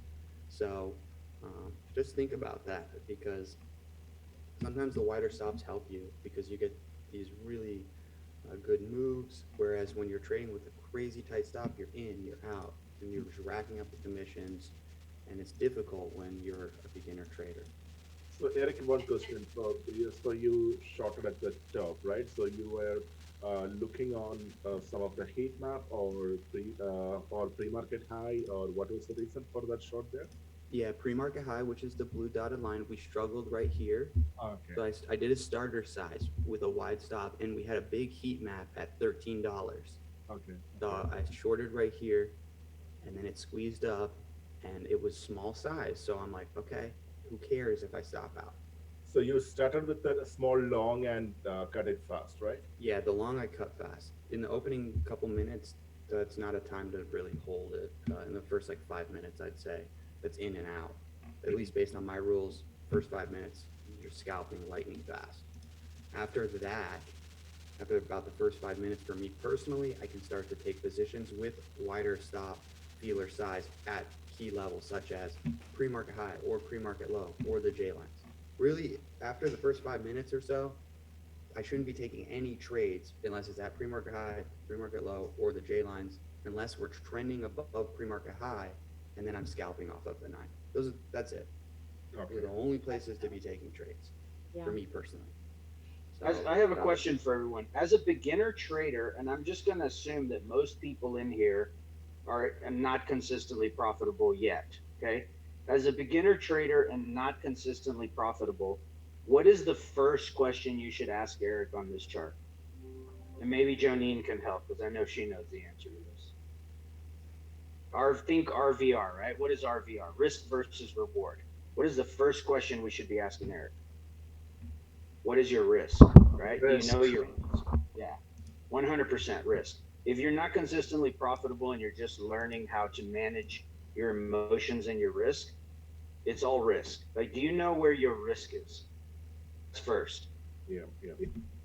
the goals, the targets don't matter until you can learn to manage your risk. Stop out where you said you were going to stop out, right? And this is an excellent trade, but if we break it down, Eric, why do you think that you didn't take a partial at 107.50 based on what you did at 110.50 at VPOC? Probably, I got rid of a lot of the shares in these partials here. I thought that the move, Exactly. yeah, You took yeah. too much of your size off Mhm. at VPOC, and he was holding for probably 105 or 100, right? So think about those things too, right? When you're analyzing, like, this is an excellent trade. I mean, you can't make it a perfect trade every time. This is still an excellent trade, but our goal is to improve upon our abilities and our, you know, make this, like, the next time I trade this identical stock with this exact setup, my goal is to not take so much size off at 110 because VPOC is a magnet and it's going to take it a little while to break that level down, right? Mhm. So think about those things for Eric, right? Eric is consistently profitable and he's got his risk management down. He knows his risk and now he's working on the reward, right? RVR, very basic. Trading is simple but not easy. So risk first, he's got that down. He's got no problem with risk. Now he's working on reward. So to improve this, I would say that next time he's going to think, okay, it's VPOC. I know that VPOC is a magnet. It's going to take him a little while. I have the J lines above. I have the 20 above. I have the 9 above. I have a big resistance. If we turn this to a 5 or 10-minute chart and we look at the first 30 minutes of price action, look how much volume and look at that kill candle, right? That kill candle tells him, man, if this thing retraces 50%, I'm getting back in, which is exactly what he did at 112 and 111.50. And I see now from this chart why he took so much off at 110.50, but he could have gone deeper with it. And that's probably the thing that Eric is going to work on next, right? How do I avoid, yeah, take some size off there at 110.50, but how do I avoid taking too much off? Yeah, and that's the answer to that question is the trailing method type. So look at, if you're trailing on the 9, you're trimming it here, you're trimming it when it's getting above the 9 here when you're getting above the 9. This didn't get above the 9. But if I was trailing on the 5 Draw a minute trend 9, line from that tip I would to have show never, them what you're talking about. Go back to the other chart. Draw a trend line from the top tick to the top tick at 12. Like from your very top entry. Yeah, right there. Yeah. Now, Yeah.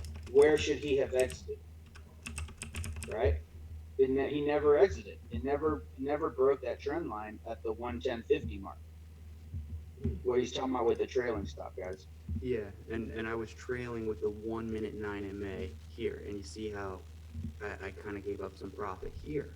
And then another trailing method is the 9 MA on the 5 minute.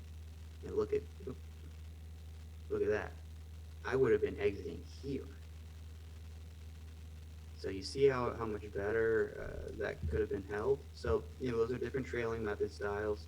But what OTC is also saying is the importance of addressing and assessing the risk of the trade. And essentially what right here with my original entries going short, I was using the pre-market level, but I know that at the open of the day we can shake really, really fast up and down. So I did a wide stop at 113, which was a big heat map liquidity. So instead of putting it right at 113, I gave it 113.20. So that way, if it busts through there, it might pop up and then they stuff it back down. And in this case, it actually didn't go through 113. It held it to the penny. But I gave it an extra 20 cents in case it was going to pop through and then stuff, which it does a lot as well.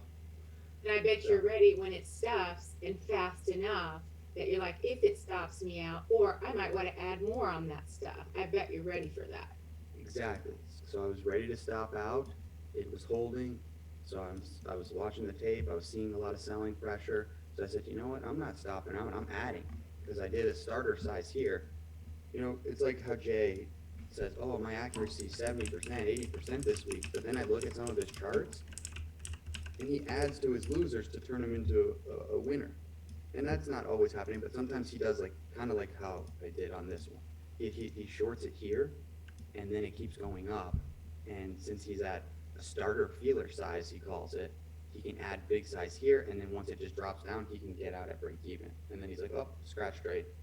Where everyone else, that's a losing trade for them. But he has such good risk management, and he's been doing it for so long, he can add, let's say I start with 100 shares here, and then when this thing pops up and makes a new 1 minute high, but then it's going to drop back down, he can see that kind of happening and anticipate it. So he'll add 400 shares here and then brings his average cost all the way up here. So it just goes down 10, 15 cents, and then boom, it's a break even trade now instead of a loser.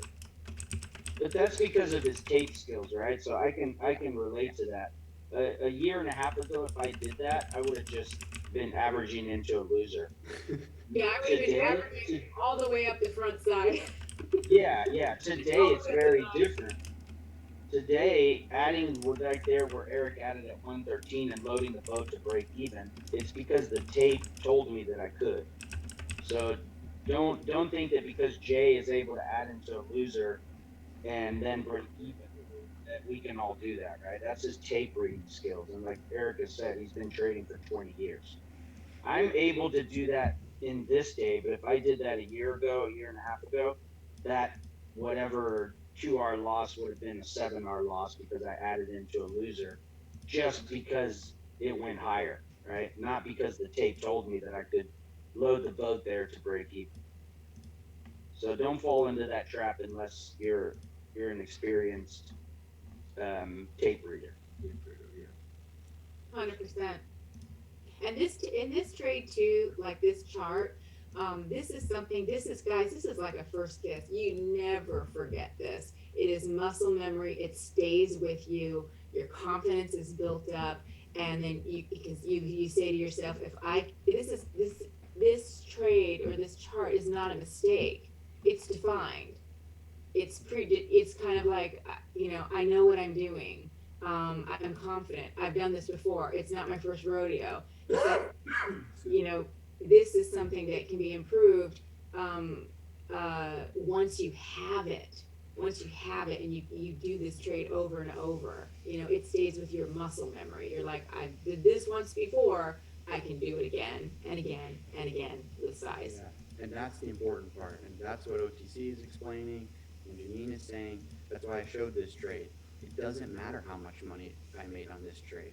If it was only a few $100 because I was doing small size, but am I going to get rich on this few $100? No, but the ability to do this and to see myself like, holy cow, like I traded this thing pretty darn good. Yeah, there's always room for improvement, but it was pretty good for me. And then now that gives me confidence to do it again. So, Eric, can you draw a line between that 930 candle high? 930 candle high? No, below. 930 candle high? Yeah, Like here? little bit. From your that green entry maybe. Okay. All the way down. All the way. No. Yeah, all the way down to that lowest. I mean 107.5 something. To 107.5. Yeah. See, here you go. Here you see the trend channel here. Yeah, good channel right there. Yeah. Some people are so good at tape reading that they're adding, like what OT says, it says that, they're adding on the way up there. They're sizing into the trade because they are experienced knowing when to do it, when to use that technique, when to not, or to pyramid it.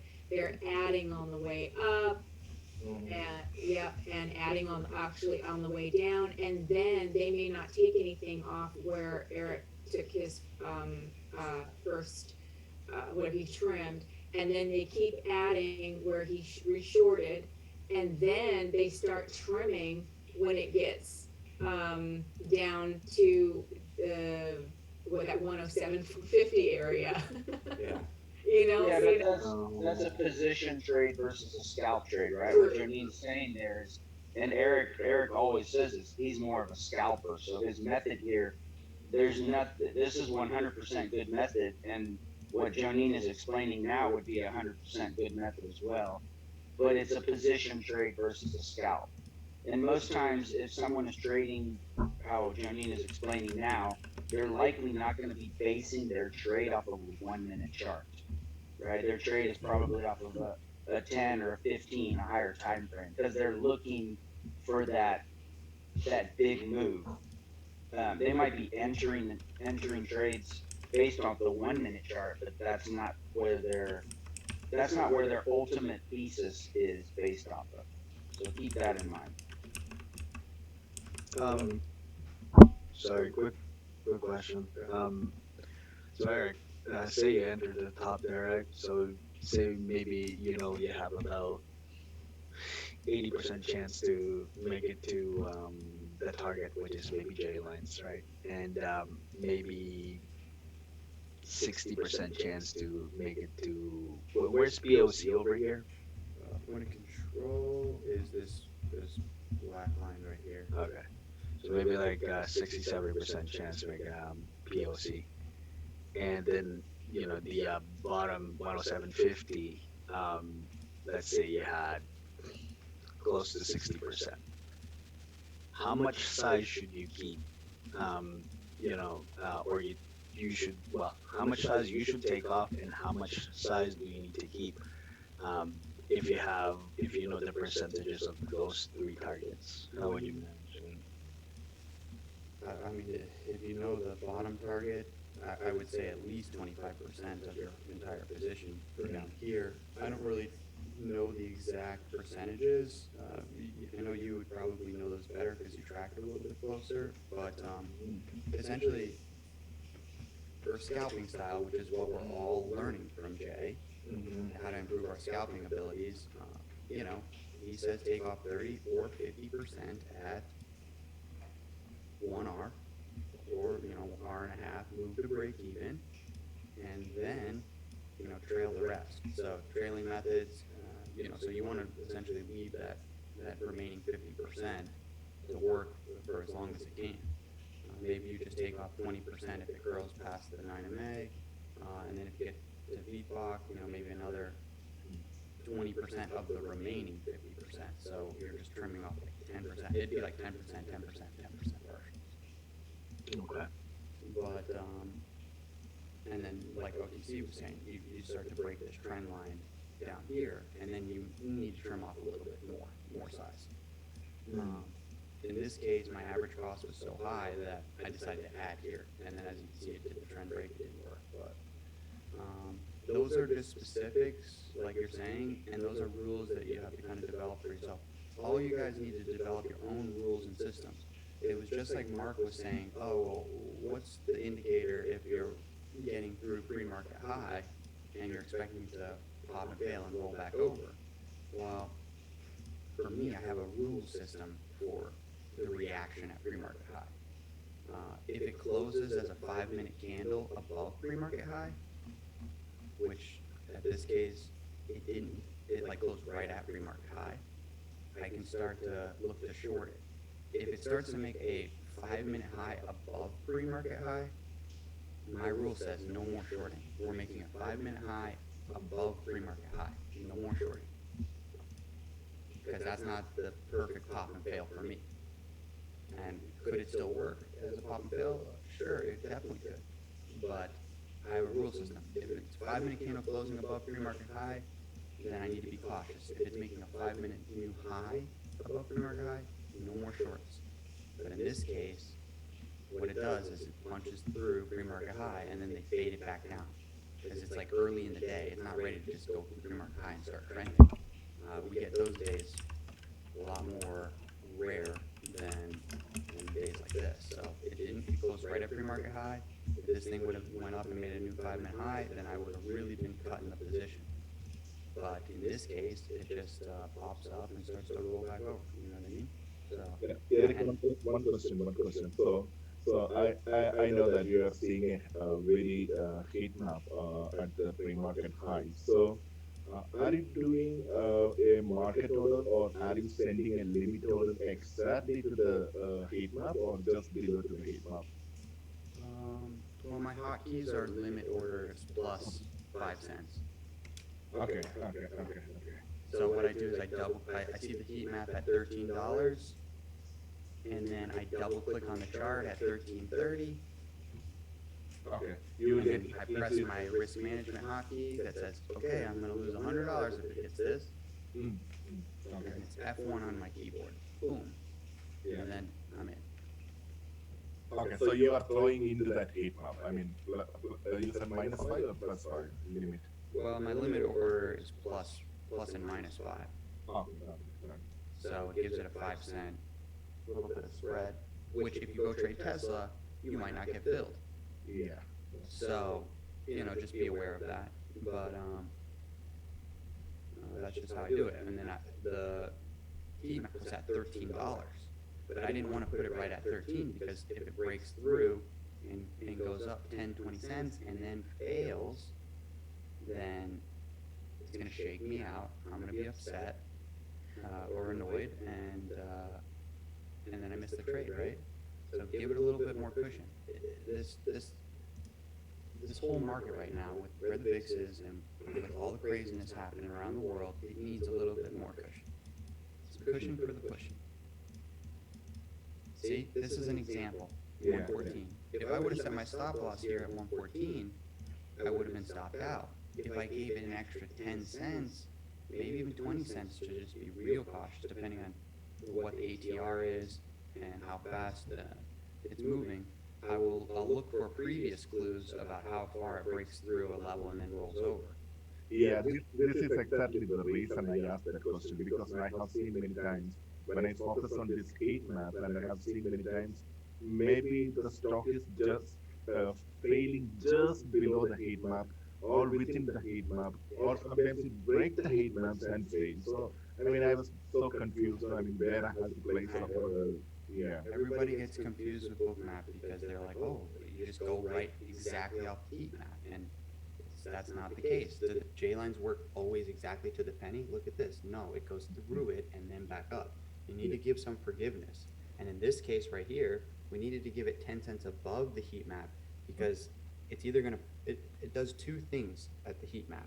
It either goes to the heat map and breaks through it and rolls over, or it breaks through it and consolidates and then and holds above 114 and goes up. Yeah. Those are the two reactions. And I mean, yeah, sometimes it goes up to it to the penny, can't break through it, and then drops back down. Yeah. But still, the safer place here when you're anticipating the short is still to give it a cushion. Right here, this just moved 50 cents when we just watched this in like 20 seconds. Yes. And if I would have gave it an extra 10 cents, I would have just been increasing the safety of how well the trade will work. So a lot of people get confused with Bookmap. It's not to the penny off of these major liquidity zones. It's using the area and giving it some extra cushion. See, it broke through it here, it rolled back over, and then they reloaded it, and then now it's holding. But look at it here. If we go here on Bookmap, and this is on Friday, what did it do when it got to this 113 level? It broke through it. And actually, if we zoom in really well, it broke through 113. It pulled back for just 2 seconds, 10 whole cents. And then it gets through it. And then does it go back? Does it get through 113 and then roll back over and die? No. It stays above it. And now it's holding it. And now, as we cruise along, they reload some orders here. Oh, it goes down to 113. They're holding it to the penny. And then there you go. They held it to the penny. That means we don't want it to go below 113, guys. We're trying to hold this thing up. One maybe market maker did that, or a group of algos did that, and now it's signaling to all the other market makers and all the other algos, hey guys, we're holding this thing 113 to the penny. Let's go. Let's buy this thing. And then boom, boom, they're starting to buy it. You know what I mean? Yeah. Okay, Yeah. so you look for on Bookmap, and this is pertaining to big caps.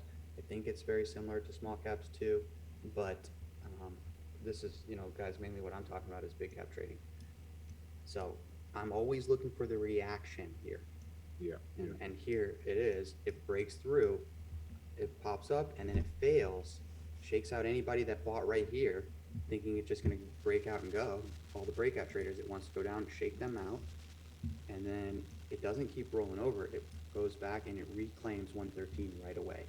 In a 10, 20-second span, we were reclaimed. So, I mean, you got to give it, you got to be watching here the reaction at the book map level for 20 seconds. And in 20 seconds, it's going to tell you, are we above or are we back below? And that's how you play off of it.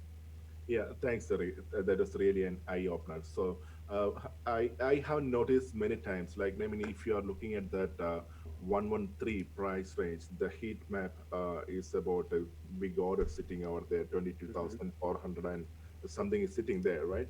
So, and I watched many times, like, no, I mean, in that heat map, I was seeing sometimes, okay, there are 10,000 sell volume is sitting, and the stock approaches that heat map.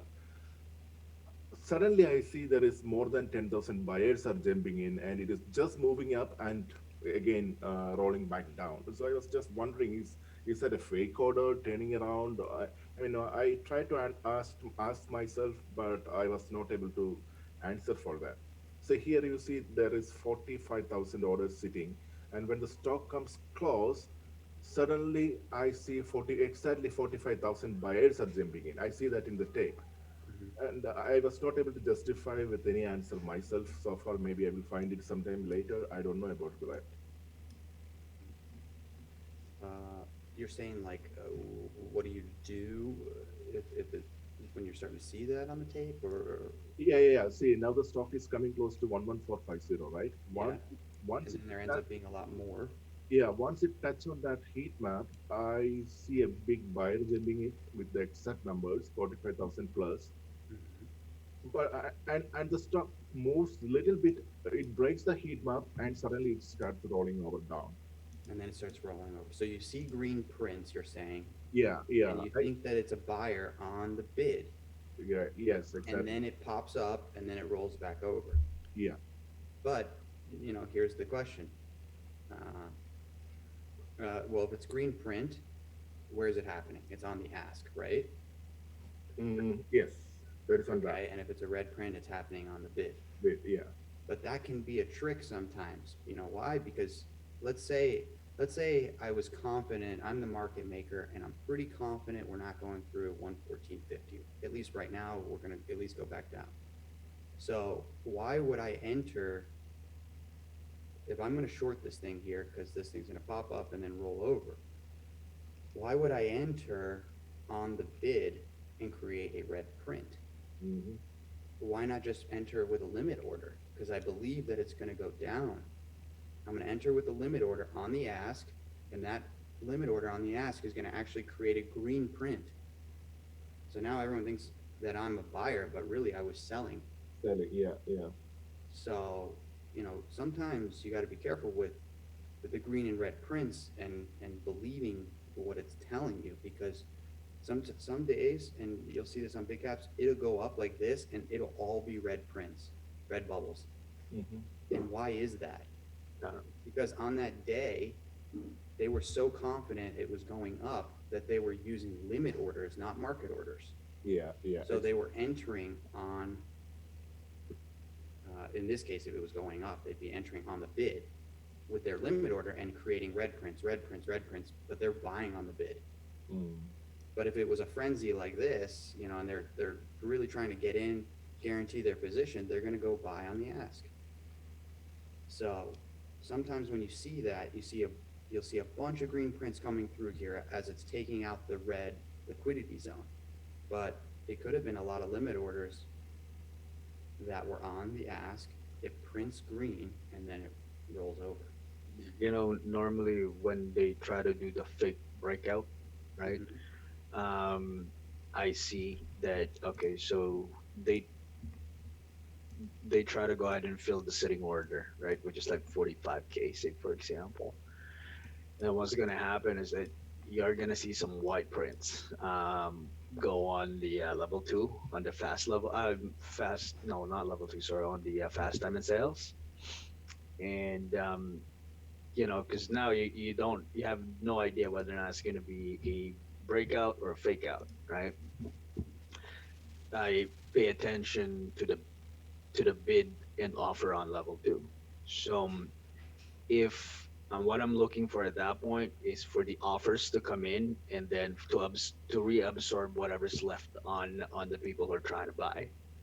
So you know, so they break it out. They just put enough on the offer to and that it gets filled, but it doesn't go anywhere. Sometimes they even put like small size, like 100, 200 arca on the offer, and you will see the tape go to that price, but like it won't move. And then you're gonna see the level two bids, they just start dropping, right? And then you see the offer, it's being moved down. Uh, Now they move the offer back down to level two on the breakout price.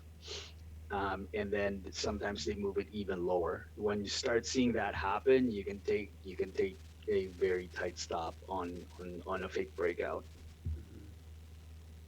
So the bid price is green and the ask is red. Is that something correct or is in the opposite way? Bid price is red, the ask price is green. Okay, okay. Because, let's say I'm buying on the, By with the a market order. by the market, is it asked to buy a market order and then Yeah. yeah. Because let's say I'm like thinking this thing is gonna go up to 116, and I like wanna get in right now, cause it's the open. And I need to get filled, cause I'm so convinced it's going up, okay? It's going to fill me on the ask, which is a market order, with a market order. It's gonna fill me on the ask, but it prints green on the time and sales, because what it's trying to depict is that when it's green prints and it's happening on the ask, you're getting a buying frenzy. And when it's red, you're getting a selling frenzy on the bid. Yeah. So it's kind of actually an inverse, and you gotta think about it for a little bit, but that's why it's showing the different colors. If you're seeing a ton of red printing, then tons of people are potentially selling, and it is going down because they're slamming the bid. When I slam the bid, it prints red. When I lift the offer, it prints green. But Yeah. it can trick you because Yeah. the market makers know where they're going. They can use limit orders instead of market orders, and you'll just see a bunch of red prints and it's going up. And then you'll be like, what the heck? Why? I'm seeing red prints on time and sales. Why is it going up? And it will go up. So it just depends on the day. So it's worth tracking, it's worth paying attention to. But what Toptic was saying was about, skills with reading level 2. If, let's say, we take out this 11450, and what he was saying, it's gonna go roll over, you'll see it pop up, and then all of a sudden when it comes back down, there's no more bids crowding here, and then the offers start to stack up.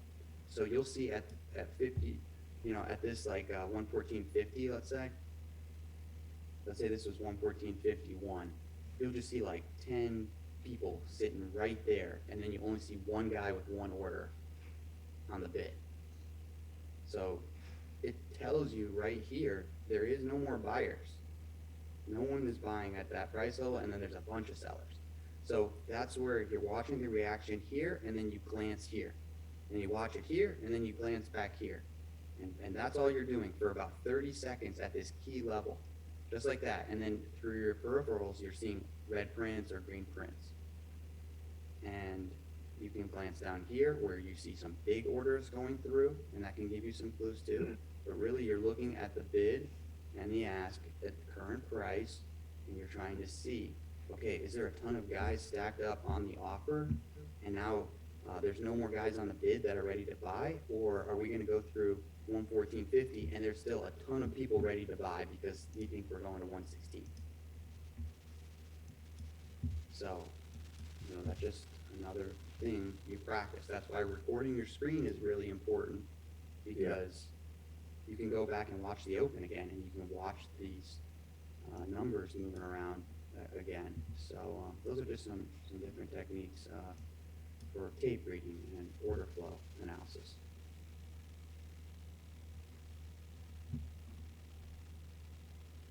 Okay, okay, yeah. So I was always thinking like, I mean, the red prints are cells and the green prints. I mean, the red numbers coming in the tape is cells, and the green numbers coming in the tape is always buys. Not They all. they are absolutely. But you have to think about what is tape, right? Tape is the afterthought. Yes, we call it a leading indicator, but tape is volume transacted. What Eric is defining is the way the big players, the whales or algos, are manipulating the tape for a directional bias. But what you're saying is absolutely true. What you see red is a selling effect, and what you see green is a buying effect. Okay. But what you see green is typically on the offer, on the ask, and what you see red is on the bid, right? So the montage, what the montage tells you and what the tape tells you are actually an inverse of one another. Yeah. When you see, because the montage is not volume transacted, it's potential volume to be transacted, right? But then there's spoofing, there's all kinds of manipulation. But on the tape, yes, you're absolutely right. Red is selling. You have to Yeah, think in terms of a whale. OTC, Red is selling and green is buying. the OTC, if I enter with a limit order on the bid, it's going to come up as a red print. Correct. And that's where you're looking at the montage for reclaims and, you know, the manipulation and the way that, like, for instance, on this one here that we're looking at Bookmap, right? They cleared out that 114.60 level. The offer is no longer there. But then when you zoom in, you see that 150 is supported, right? What if a fake breakout would be where this goes up, they clear out the 150 level, either they fill it or they don't. They pull the goalie, so to speak. So they fill some of the offer and they fill some of it, and then immediately price drops below that, and you'll see a cloud at 1450 again. That means it was a fake breakout, right? In this case, it looks to be more of a sustained move because the bid keeps dropping. OTC, I have a question. So maybe say for example you're watching 115, right? So and then price is coming towards it, and maybe there's a bit of a spread on the stock, maybe more than 1 cent. So maybe you'll see as it's trying to break the 115, the bid's probably a little bit lower. But as it's doing it, maybe what happens is that the bids are finally able to, I mean, the level 2 bid is finally able to step 115, but you only ever see it on level 2 for about a second or a split second. And then all you see on is like white prints. Have you seen something like that? And if so, like, what would your read on something like that would be? In that case, I'm looking at the decimals, right? On the price on the tape there, I have it just set to 4 decimals. Yeah. If, like, okay, so let me ask you this. When you trade, do you trade 7 shares at the price of, 114.507652? No, right? You typically trade a 5 shares or 15 shares or 20 shares. You trade, I guess let's call them whole numbers. Whereas the algo, you'll see orders come through like 237 at 114.50.0175. Like the algos, you have to think in terms of an algo, right? An algo, many times they're trading, for a figure, they're trading 2 million shares for 3 cents or 4 cents. In other words, they're taking little tiny nibbles at the cake, not big pies. So you have to look at the decimal points on the time and sales on those inside orders to see what is going on. And Eric mentioned it earlier, right? So there's always, in the first in the first 5 minutes, well, in the large cap, it's probably a little more.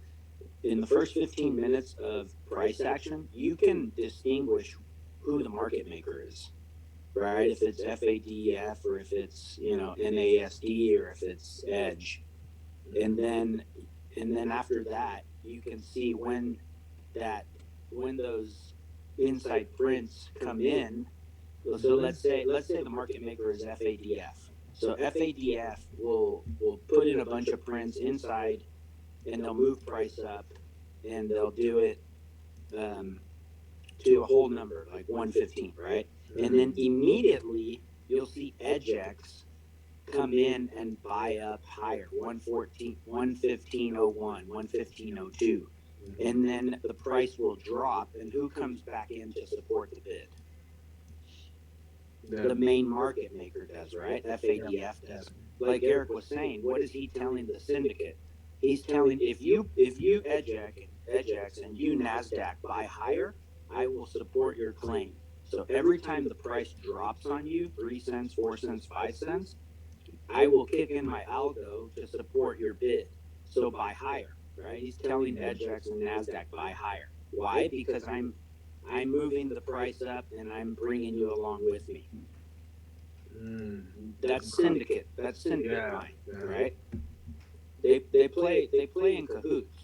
Just like you can have 2, 3 trading buddies that you sit there and trade with and say, okay, we're going to take this entrance at this position, et cetera, and you're kind of helping yourself out more mentally and emotionally on where the stock is going. These algos, they're robots. There is no emotion. That's why companies trade with algos, because it's a systematic trade every single time. But the way that they support each other is that they communicate where they want to take the price to and how many of those players they want to get involved so that they can, have a loaded boat of, 50 million shares or whatever is necessary to move price up. I see. So the only way to understand this is to, like Eric said, is to record your screen, because you got to because playback is awesome to take simulated trades, but playback doesn't give you the montage. It only gives you tape. So you're basically chart trading in hindsight, right? Mm-hmm. Whereas when you record your screen and you have the montage, now you can see what happened in real time. And you start paying attention to how the montage reacts to the tape, to the colors, to the speed, to the inside orders, or to the, to the above ask orders, below bid orders, etc. This tape is, are there any gurus out there who teach tape? Unlikely, right? It's very difficult to teach tape. You can find fundamentals on tape, like that short bear video that a lot of us watch over and over. But ultimately, you can't teach tape from a book or from 1 or 2 lessons. It's just something that you have to watch over and over and over again. I recommend, and this is how I learned. I went on YouTube and I typed in how to read time and sales. And then I literally watched like 20 videos, different people giving all their comments, and a lot of them explain the same thing. Okay, the red print is on the bid, the green print is on the offer. So, they all say that, but then they give you this like golden nugget of information where they're saying, oh, well, if you see this at this time, it can be a signal.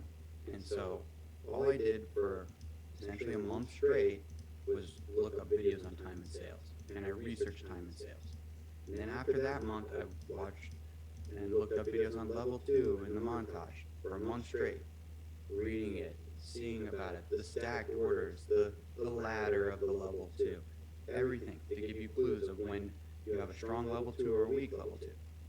So that way, for a month, you only focus on one piece of the puzzle. Because if you try to focus on indicators and time and sales and then the level 2 and this, and you're never really becoming extremely efficient at one item. And with trading, it's important that we know all the items on our screen very well. The better you know it, the better you're going to trade. So, compartmentalize it. Take a whole month and just look up time and sales. and talk to people about time and sales and ask questions on time and sales. And in 1 month, you will be a really good borderline pro at understanding time and sales, you know? So, that's the way I did it. It worked for me in understanding a lot about it, and I think that that's a good way to really just know the ins and outs of it. And you know what OTC is saying? So when I'm trading small caps, and I don't know a lot about tape reading, it's all just kind of starting to make sense to me. But what he's talking about is something that I see that I haven't been able to name. So, about those market makers trading in syndicate together really makes sense now, because let's say on the 90 MA, I'm trading a small cap, right? And I may want to add on that 90 MA, or I want to get, that's where I found like, okay, I want to get in the trade finally here. And then what I'll see is it'll drop down, like it'll look like, oh, a bunch of red, red on the tape. And it looks like it's going down at that 90 MA, right where it's supposed to break.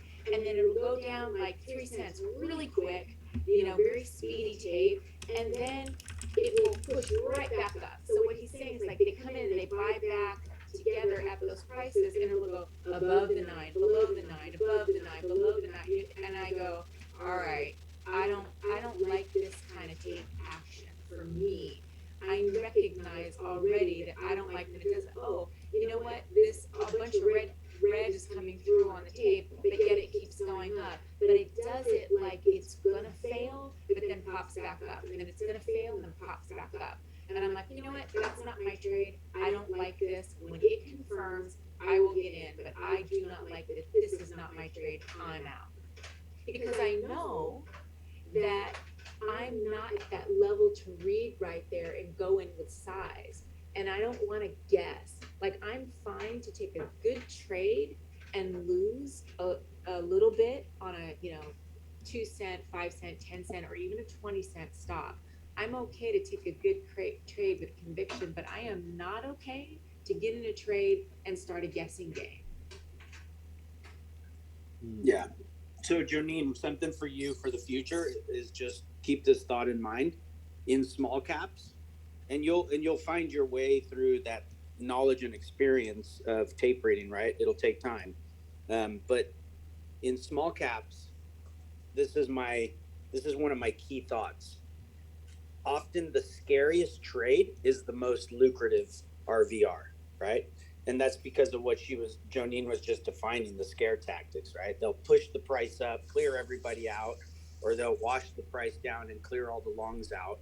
But that, in hindsight, if you would have entered on that washout or on that clear out, you usually have the best RVR in the trade. So the thought that I would consistently tell myself over and over again is, and I wasn't doing it, but I was telling myself this while studying tape and level 2, is often the scariest trades are the most lucrative trades. Noted. Because it's the scare tactic, right? That's what you're talking about. That it's like, okay, they're above the 9, below the 9, above the 9, below the 9, like don't know where it's going, right? Yeah. But they're doing it exactly for that. It's the same concept with when we're top ticked or bottom ticked, like on that AMD chart that Eric showed earlier. You fell victim to the scare tactic, right? We all have done it. We think, okay, well, the market maker is stop hunting me. They're not stop hunting you or me or Eric or top tick. They're not even stop hunting Jay or someone who trades, I don't know. Yeah, they're looking for everybody's stop, right? They're trying to get everybody's stop out. So What I never know in that instance is because when I see that red tape coming through again, that's where Eric is saying, don't be fooled by that, because it looks like, oh yeah, this is perfect. It's supposed to all go red right here. I'm shorting on this break of the 9, on this trend break, and then it just keeps pushing. So when I see that, I just see like a bunch of red tape, and the price keeps going up. It may come down 2-3 cents, like it's gonna drop or fail, and then it just pops right back up, and then it just starts that slow grind pushing. I'm like, I need to either change my bias or look at this differently? Like, But when one idea for that too is, so let's say you're seeing it push up, you see some red prints, but it keeps pushing up. Glance here on your level 2 and assess how strong is the offer. Are there a bunch of guys sitting right there ready to hold, or is it just one guy there? And then there's a bunch of guys on the bid. If there's a bunch of people at the current price on the bid, there's a lot of buyers. Sometimes you'll see a lot of people on the offer, and it'll still get propped up. They can still move it 5-10 cents on a small cap and squeeze it. But even if it squeezes up 10 cents, there still might be a strong offer right there as soon as it's pushed up. So that's where, like OTC is saying, they're going to do the scare tactics. One clue to assessing and reading what's going on is by paying attention to the level 2 and the strength of the level 2. Are they squeezing it up, but there's still a bunch of guys ready to short this thing on the offer, and we have a lot of orders below on the bid, like much lower. So we have like we have the majority of the orders to the bottom. You know what I mean? It's like right here on AMD. We're watching it today. If I take this thing and I flatten it like a pancake, this thing has a lot of offers. What looks like to the top side. Actually, it's got a pretty decent amount of offers here too, but we've got more crowded offers here. 115, 116, 17. This is like very light at all the way down to 110. There's a lot more offers here. So where do we want to go to fill the orders if we're a computer or an algo? We need to go up here to go trigger all these orders and to transact so we can go make money. So, reading the level 2, this is the level 2. So like if we see a bunch of orders here, we're going to see a bunch of orders up ahead on the offer, on the ask. Okay. oh, I see. So you're saying they might go grab those first before dropping it? Yeah, let's say this was a small cap. There will be a few orders up here, and then there will be a lot of orders below. So maybe they'll just squeeze it up, and then the offer at the current price will stay strong, and then they'll stuff it back down, and then they'll move the price lower to go fill all these orders. In this case, we never went to 110. We went higher on the price, and then you can see we got 36,000, 25,000, 11, 24. This has 3, 5, 4. If an algo wants to go orders, why would it go to 3, 5, 4 when it can go to 36, 25, 11? There's a lot more orders to fill here than it is here. So it wants to go towards the orders. See how thin this level 2, see how there's no one down here to transact. There's no one really here. So if we go lower, there's not going to be a lot of good action. If we keep going higher, we can fill 114, we can fill this, 115, and then sure enough, as we cruise along, this thing's going up there to take out the orders. And I mean, it's still going to go up and down. It doesn't go in one direction perfectly, but you can kind And of get so an then idea. do you have to know then, are you thinking like what's happening right now, or do you go back into the maybe pre-market or the previous day and go, okay, well, where did these algos, where did these market makers buy? Because now you're just watching price action of what's happening Well, now. you follow the market. Is the market moving up today as we're trading? Then I look at the orders on the level 2. Do we have more orders to the top side to transact at while the market's going up? And the answer for this question is yes.